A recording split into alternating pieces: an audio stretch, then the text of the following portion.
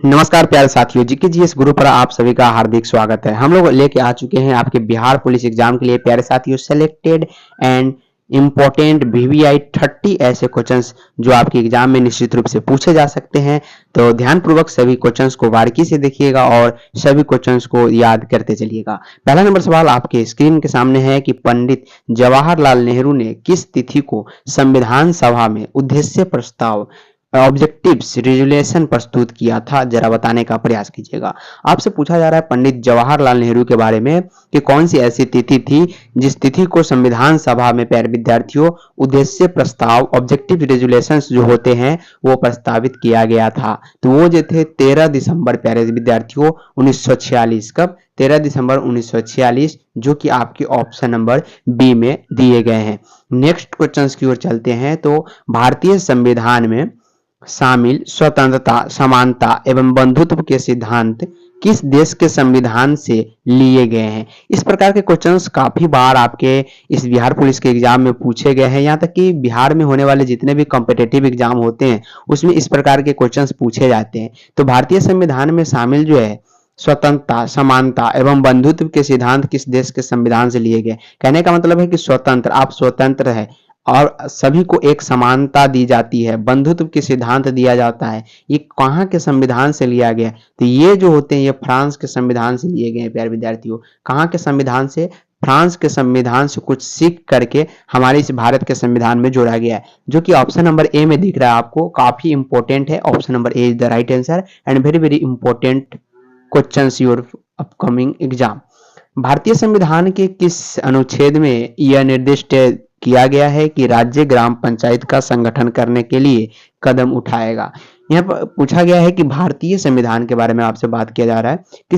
किस अनुच्छेद में यह निर्दिष्ट किया गया है कि राज्य ग्राम पंचायत का संगठन करने के लिए कदम उठाएगा? कौन सा ऐसा अनुच्छेद है? तो अनुच्छेद यहाँ पे 40 याद रखिएगा। अनुच्छेद 40 के अंतर्गत ऐसा किया गया है, जो कि आपके ऑप्शन नंबर ए में है। तो ऑप्शन नंबर ए जो होगा काफी इंपॉर्टेंट क्वेश्चन है और आंसर के लिए बिल्कुल भी घबराए नहीं। इसका आंसर आपको टेलीग्राम चैनल पर प्रोवाइड कर दिया जाएगा, साथ ही साथ पीडीएफ भी टेलीग्राम चैनल पर प्रोवाइड कर दिया जाएगा।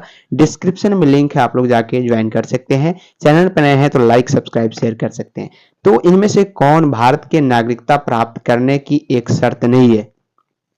भारत की नागरिकता प्राप्त करने की एक शर्त नहीं है, ये आपसे पूछे जा रहे हैं। तो क्या जन्म है, वंशज है, संपत्ति अधिग्रहण है या देशीकरण है? जी हाँ, तो भारत की नागरिकता प्राप्त करने की एक शर्त क्या नहीं हो सकती है? तो संपत्ति अधिग्रहण। किसी का संपत्ति आप अधिग्रहण करके भारत की नागरिकता बिल्कुल भी आप प्राप्त नहीं कर सकते। तो ऑप्शन नंबर यहाँ पे सी जो होगा इस प्रश्न का राइट आंसर होगा। चलिए 5 नंबर क्वेश्चन आपसे कह रहा है कि भारत के राष्ट्रपति को शपथ कौन दिलाता है? भारत के जो प्रेसिडेंट होते हैं प्यारे विद्यार्थियों, तो भारत के राष्ट्रपति को शपथ कौन दिलाता है, ये आपसे पूछे जा रहे हैं। क्या प्रधानमंत्री दिलाते हैं, भारत के अटॉर्नी जनरल या भारत के मुख्य न्यायाधीश या उपराष्ट्रपति? भारत के राष्ट्रपति को शपथ जो दिलाता है, याद रखिएगा, भारत का मुख्य न्यायाधीश जो होता है वो दिलाता है, जो कि ऑप्शन नंबर आपके सी में नजर आ रहे हैं। नेक्स्ट क्वेश्चन है कि किसी धन विधेयक की लोकसभा में पारित होने के बाद राज्यसभा के उस विधेयक को अधिकतम कितने दिनों के भीतर लोकसभा में लौटा सकती है? कहने का मतलब है किसी धन विधेयक की लोकसभा में पारित होने के बाद अगर कोई धन विधेयक जो है लोकसभा में पारित हो गया तो राज्यसभा उस विधेयक को अधिकतम कितने दिनों के भीतर जो है लोकसभा में लौटा सकती है? लोकसभा में लौटाने की जो तारीख होती है, याद रखिएगा, कम से कम 14 दिन, जो कि आपके ऑप्शन नंबर ए में दिख रहे हैं।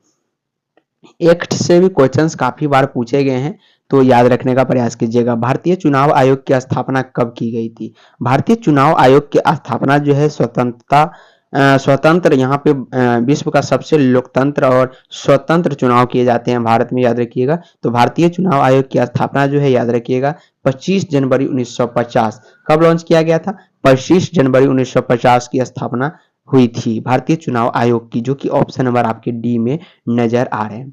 नेक्स्ट क्वेश्चन है, भारतीय संविधान में पहला संशोधन में किया गया था। भारतीय संविधान में जब पहला संशोधन किया गया उसमें वो कब किया गया था, ये क्वेश्चन आपसे पूछे जा रहे हैं। तो 1951 में किया गया था। कब किया गया था प्यारे विद्यार्थी? 1951 में भारतीय संविधान में संशोधन किए गए हैं और हाल फिलहाल में भी संशोधन किए गए हैं, जिसमें धारा जो है प्यारे विद्यार्थियों, धारा को क्या किया गया है, तो ये समझ में आ गया होगा आपको कि भारत में जो संविधान में पहला संशोधन किया गया था तो वो 1951 में किया गया था। भारत के नियंत्रक और महाभिलेखा परीक्षक किसके द्वारा नियुक्त किया जाता है? भारत के नियंत्रक और महालेखा परीक्षक जो है प्यारे साथियों, ये किसके द्वारा नियुक्त किए जाते हैं? तो ये हमारे राष्ट्रपति के द्वारा नियुक्त किए जाते हैं। नेक्स्ट क्वेश्चन है कि निम्नलिखित में से कौन सा भारत का संवैधानिक निकाय नहीं है? संवैधानिक निकाय कौन सा नहीं है, ये क्वेश्चंस आपसे यहाँ पे पूछे गए। तो ये जो होते हैं केंद्रीय सूचना आयोग जो होता है, ये भारत का संवैधानिक निकाय बिल्कुल भी नहीं है, जो कि ऑप्शन नंबर आपके सी में नजर आ रहे हैं। नेक्स्ट क्वेश्चन की ओर जरा हम लोग बढ़े तो 11 नंबर क्वेश्चन आपसे पूछे जा रहे हैं कि आकाशगंगा यानी मिल्की वे का आकार है। आकाशगंगा का आकार कैसा है, इस पे आपसे सवाल पूछे गए। क्या नियमित है, अनियमित है, सर्पिलाकार है, अंडाकार है? तो आकाशगंगा का जो आकार है प्यारे विद्यार्थियों वो कैसा है? सर्पिलाकार है। कैसा है? सर्पिलाकार है, जो कि आपके ऑप्शन नंबर सी में नजर आ रहे हैं। 12 नंबर क्वेश्चन पूछे गए, फटाफट से चलते हैं, कम समय में ज्यादा क्वेश्चन देने का प्रयास करेंगे। तो एक विषुव यूनिकॉर्नॉक्स एक वर्ष में कितनी बार आता है? एक विषुव जो है ये कितने बार में, एक वर्ष में कितने बार आता है? तो ये जो आता है 2 बार आता है, जो कि ऑप्शन नंबर बी में दिए गए। नेक्स्ट क्वेश्चन है कि पृथ्वी को सूर्य की परावैंगनी विकिरण से कौन सुरक्षित रखता है?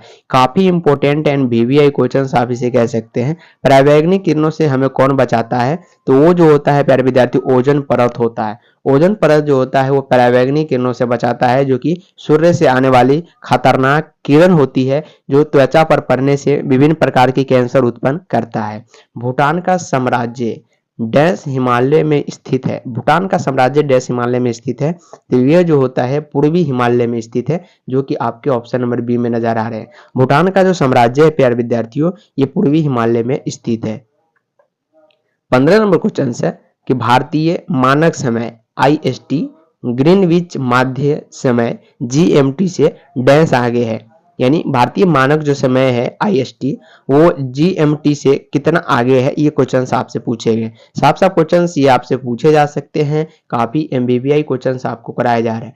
तो ये जो है याद रखिएगा, यहाँ पे 5 घंटे 30 मिनट जो होता है वो GMT से आगे होता है। क्या? IST यानी भारतीय मानक समय। चलिए, लूनी नदी किस पर्वत श्रृंखला से निकलती है? लूनी नदी किस पर्वत श्रृंखला से निकलती है? हिमालय, सतपुड़ा, मध्यांचल या अरावली? तो लूनी नदी याद रखिएगा, ये जो है अरावली से निकलती है। कहां से? अरावली पर्वत श्रृंखला से निकलती है। नेक्स्ट क्वेश्चन है, भारत का सबसे बड़ा और एशिया का दूसरा सबसे बड़ा मिट्टी का बांध है। इस बांध का नाम केरल के राजा महाबली के पुत्र के नाम पर रखा गया था।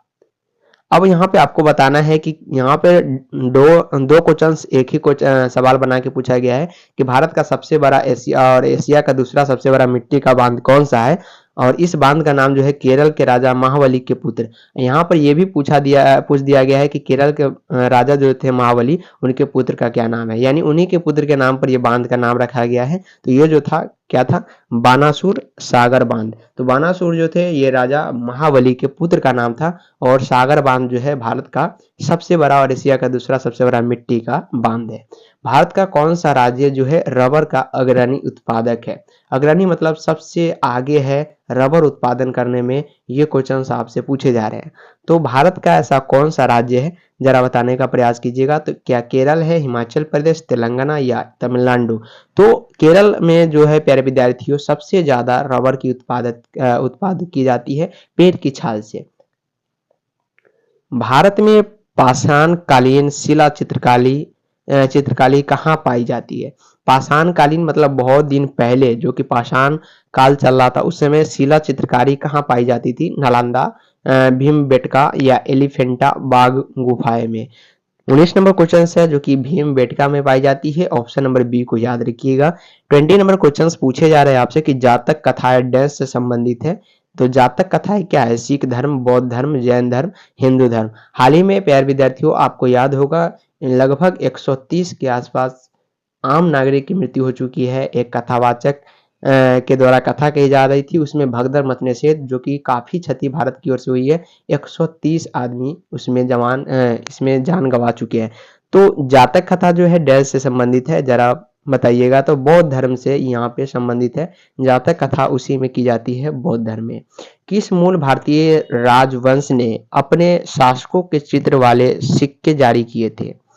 अपने शासक जो कि उस समय शासन करते थे उसके चित्र वाले सिक्के जारी किए थे। अभी हमारे भारत में महात्मा गांधी जो कि बापू के नाम से जाने जाते हैं, उनके चित्र चलते हैं सिक्के पे। यहाँ तक कि किसी भी नोट पे महात्मा गांधी की चित्र चलती है। तो किस मूल भारतीय राजवंश ने अपने शासक के चित्र वाले सिक्के जारी किए थे? तो ये जो थे कौन थे प्यारे विद्यार्थियों? सातवाहन वंश। सातवाहन वंश जो थे अपने शासक जो थे उसके चित्र डाल के सिक्कों को जारी किया था। चलिए 22 नंबर क्वेश्चन आपसे पूछे जा रहे हैं कि प्राचीन संस्कृति ग्रंथ अष्टाध्याय के लेखक कौन है? प्यारे साथियों, प्राचीन सांस्कृतिक ग्रंथ माने जाते हैं अष्टाध्याय। तो इसके लेखक कौन है? क्या पतंजलि है, पाणिनि है, अष्टवक्र है या चरक है? काफी इंपॉर्टेंट क्वेश्चंस आपके लिए साबित ये हो सकता है क्योंकि अष्टाध्याय से क्वेश्चंस काफी बार बिहार पुलिस में पूछे गए। तो प्राचीन ग्रंथ से भी क्वेश्चंस बनते हैं, याद रखने का प्रयास कीजिएगा। ये जो है ये पाणिनि के द्वारा लिखा गया है। 23 नंबर क्वेश्चन है कि